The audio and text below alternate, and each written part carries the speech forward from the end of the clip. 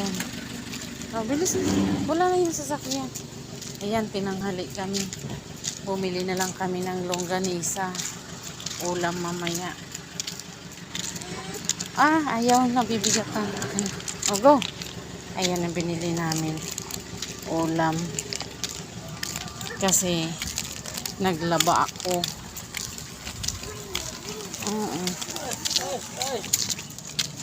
Ay, init. Wala kasi kaming ulam. Bibi!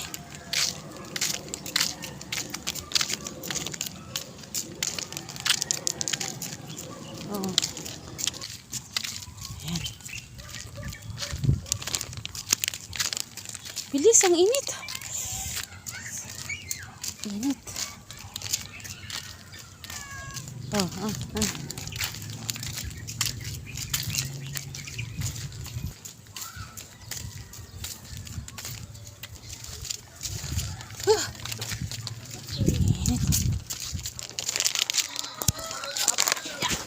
Init, Diyos ko lang. Napakainit. Lagi na lang mainit ang lakad natin. Ha? Mainit? Ha? Sige na. Ha? Pawis.